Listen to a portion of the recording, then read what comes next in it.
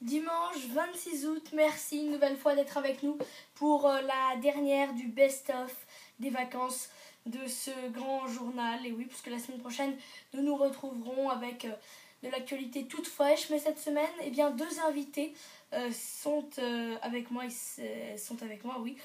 puisqu'en fait, on va revenir sur les émissions que tournait Big Radio, l'ancêtre de Big Radio, radioloisir.fr, il y a 2 ans. Cela s'appelait Reportage et bien de reportage, j'ai eu comme invité Noëlle Lalancette, puisqu'elle dispose et elle est partenaire et présidente d'une association pour les Roumains. Elle vous explique ça tout de suite. Noëlle Lalancette pour nous parler de son association. Bonjour Noëlle Lalancette. Alors je sais que vous habitez dans la ville de Seno, en Haute-Savoie, qui est jumelée avec la ville d'Ineu, en Roumanie. À quoi sert cette association ? Eh bien oui, effectivement, la ville de Seno est jumelée avec la ville d'Ineu, dans le département de Arad, Timișoara, en Roumanie. Alors... Pourquoi à quoi elle sert ? C'est-à-dire comment elle a été créée en fait, c'est parce que après la chute de Ceausescu, une organisation internationale qui est née en Belgique, qui s'appelle l'Opération Village Roumain, a fait appel à toutes les communes de France, de Suisse, d'Autriche et d'autres pays encore, parce que Ceausescu avait annoncé qu'il raserait des villages roumains et il voulait que les gens viennent habiter plutôt en ville. Donc la communauté internationale s'en est émue et ils ont lancé cet appel à toutes les communes de France. Et Seno a répondu présent. Par l'intermédiaire d'une association qui existait à cette époque qui s'appelait Amitié Partage. Et depuis quand l'avez-vous créée ? Alors donc, 1990, Amitié Partage a pris des contacts donc, par l'intermédiaire de cette organisation OVR, Village Roumain donc. Et moi, je suis présidente de cette association depuis 1998, date à laquelle l'ancienne présidente ne pouvait plus continuer ses fonctions. Donc on est passé d'un stade de parrainage au stade de jumelage en 1998. La différence, c'est que le parrainage est une association loi 1901 indépendante, tandis que le jumelage, c'est les mairies qui s'engagent. Donc là, ça passe à un autre niveau. Alors vous êtes la présidente, quelles ont été vos actions cette année ? Cette année ? Oui. Alors nos actions au départ étaient essentiellement humanitaires. On a même envoyé de la nourriture au départ, des vêtements, tout ça. Mais ensuite, avec l'évolution donc de la Roumanie, évidemment, et on les a aidés à faire des dossiers, etc., et à entrer dans l'Europe, dans la communauté européenne. Et ils avaient besoin de ce jumelage parce que sinon, ils ne pouvaient pas avoir accès aux subventions de l'Europe. Donc c'est comme ça qu'on a décidé de créer ce jumelage. Et qu'est-ce qu'on fait principalement ? On continue l'œuvre humanitaire parce qu'il y a des personnes qui sont quand même en grande difficulté. Alors donc, on travaille à 2 niveaux. On travaille sur des actions ciblées et nous, on s'occupe principalement de la santé, de l'hôpital, des choses comme ça. À long terme, je dirais, c'est ce qui fait que depuis plusieurs années, et en particulier cette année, avec la fermeture de certains des hôpitaux de la Haute-Savoie, nous avons pu récupérer donc du matériel en très bon état qu'on a envoyé. Et au mois de juillet, je veux dire, on a envoyé 3 camions de 90 mètres cubes chacun de mobilier, mobilier hôtelier, je vais dire, et puis quelques comment, matériels médicaux. Y a-t-il un retour depuis la Roumanie avec vos actions faites? Un retour, qu'est-ce que tu appelles un retour? Eh bien, que l'on vous renvoie que la Roumanie vous renvoie des objets, des choses? Non, on fait... Bien sûr qu'il y a des retours, mais ce n'est pas des retours matériels. Ah ben des remerciements, ça toujours, on est toujours très très bien accueillis quand on y va, évidemment. Et là, par exemple, le matériel qu'on a envoyé en fin juin, début juillet, là, ça va servir dans le nouvel hôpital qui s'est créé, et ça va leur permettre probablement de l'inaugurer bientôt. Alors ça, oui. Mais on travaille aussi à un double niveau, c'est-à-dire qu'on travaille au niveau des échanges. Alors là, il y a des retours dans ce sens-là.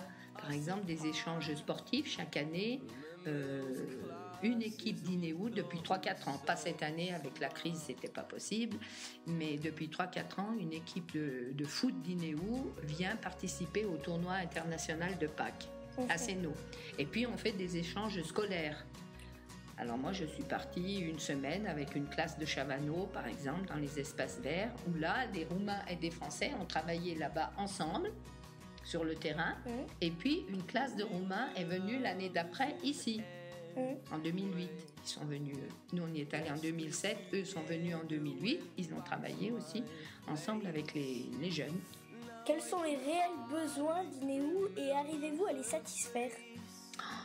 Mon pauvre, les réels besoins, là, ils sont de plus en plus conséquents parce qu'avec cette crise qui touche tout le monde, pas que la Roumanie, mais la Roumanie est aux premières loges pour recevoir les coûts de cette crise, pour la simple raison qu'ils ont diminué les salaires de 40%, entre 25 et 40%, ce qui est énorme compte tenu du fait que leurs salaires ne sont pas très très hauts par rapport aux nôtres, par exemple. Et puis les besoins, il y en a toujours, des besoins pour le quotidien. Nous, on les aide pour monter des dossiers, par exemple pour l'environnement, création d'une déchetterie, etc. Et là, on leur a fait visiter quand ils sont venus la déchetterie de Chavano, par exemple. Et puis après, on leur donne le fonctionnement, ce que ça coûte, ce qu'on peut faire, etc. Et eux, après, ils adaptent à leur situation propre. Et maintenant, dernièrement, donc l'année dernière, la ville d'Inéo, qui avait posé une candidature pour être le centre de tri, avec une déchetterie, etc., a été retenue, et c'est donc Inéo qui collecte dans les communes avoisinantes et qui s'occupe du tri sélectif, si on peut dire. Voilà. Y a-t-il des jeunes roumains et français qui participent dans votre association? Écoute, dans toutes les associations, maintenant, c'est un petit peu le problème. C'est que ce sont principalement des personnes qui n'ont plus de responsabilité professionnelle, d'études, etc. On a eu quelques jeunes qui sont venus, mais en général, ils ne restent pas très longtemps parce qu'ils ont des projets, ils ont des soucis, je dis bien professionnels ou à l'école. Donc c'est plutôt une population vieillissante, je dirais. Et il faudrait bien que des jeunes viennent nous rejoindre pour pouvoir assurer la suite. Et pour y participer, comment faire? On s'adresse à moi éventuellement ou à la mairie. Et puis à l'Assemblée générale qui suit la demande, cette personne vient, elle paye sa cotisation. D'ailleurs, oui, à tout moment, on peut y rentrer. On est en contact avec un membre du comité. Eh bien, merci beaucoup Noël Lalancette d'avoir été avec nous et à bientôt dans le reportage. Voilà. Et puis enfin, deuxième et dernière invitée, c'est un autre reportage que j'ai diffusé le 17 juillet 2012 sur le site de radioloisir.fr, l'ancien site qui est maintenant nommé Big Radio. Et bien c'était Blanca Simon qui justement est elle roumaine. Il vient nous parler de la Roumanie. Blanca Simon nous parle de la Roumanie. Bonjour Blanca Simon. Alors vous allez nous raconter l'histoire de la Roumanie. Depuis quand est-elle entrée dans l'Union européenne? Bonjour Martin. Roumanie a fait partie de l'Union européenne depuis janvier 2007, mais la Roumanie était toujours un pays européen. Je ne sais pas si vous connaissez bien ou pas, mais elle se situe à l'est de l'Europe. Et puis... Quelles sont ses frontières justement? Justement, au nord c'est l'Ukraine. À l'est, c'est la Moldavie, encore l'Ukraine et puis la mer Noire. Au sud, c'est la Bulgarie. Et puis à l'ouest, c'est la Serbie et l'Hongrie. Y a-t-il des beaux châteaux? Ah oui, oui, il y a des beaux châteaux, oui. On trouve plusieurs styles. On a des châteaux roumains, on a des châteaux d'origine hongroise, des d'origine allemande, parce qu'en Roumanie, il y a plusieurs nationalités qui se mélangent. Et toutes ces nationalités, ils ont mis sont à prendre sur les constructions. C'est ça. Alors, pouvez-vous nous en dire plus sur la langue des Roumains et après, je vous ferai dire quelques mots. Oui, bien sûr. La langue roumaine, c'est une langue d'origine latine. C'est la seule langue d'origine latine au l'est de l'Europe. Par contre, il y a aussi des influences slaves. Et puis, comme ça, dans la langue roumaine, on retrouve des mots qui ressemblent beaucoup à des mots de la langue française. Alors, par exemple, bonjour. Bună ziua. Au revoir. La revedere. Quel âge as-tu? Câți ani ai? Quelle est ta nationalité? Care este naționalitatea ta? Et alors maintenant vous allez me réciter un verbe. Conjugué? Oui, conjugué, si vous allez y arriver. Ah ouais. Bon, lequel? Le verbe avoir. Bon, en roumain ça s'appelle a avea, verbul a avea. Et maintenant je le conjugue, ça fait eu am, tu ai, el, ea are, noi avem, voi aveți, ei, ele au. Comment se passe l'école et l'éducation? Bon, en Roumanie, on a plusieurs niveaux, comme ici aussi. Par exemple, on a la maternelle, l'école élémentaire, collège, lycée de 4 ans. Après ça, on peut faire des études supérieures. Ce qui en plus, au rapport aux France, c'est qu'on a plusieurs sections. Ça veut dire qu'on a l'enseignement en langue roumaine, mais aussi l'enseignement en langue hongroise, allemande, ukrainienne, etc. Quelles sont les religions? Bon, il y a plusieurs. D'abord, c'est la religion orthodoxe. Après, ce sont les gréco-catholiques. Les Hongrois en Roumanie, ils ont la religion protestante. On a aussi des romano-catholiques aussi. Et puis, c'est ça, c'est le plus important. Y a-t-il des montagnes? Ah oui, chez nous, les montagnes de chez nous s'appellent les Carpates, qui sont des montagnes pas moins hautes que les Alpes, mais quand même ils ont des altitudes entre 2000 et 3000 mètres. Et y a-t-il des lacs en Roumanie? Oui, aussi. On a des lacs des montagnes, on a des lacs naturels, etc. Oui. Et quelle est la gastronomie roumaine?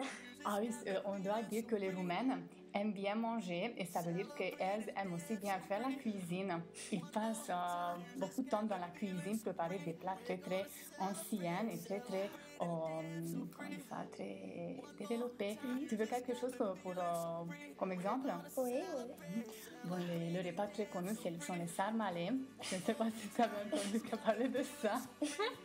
C'est un plat très très bon avec du chou, avec du viande, du porc.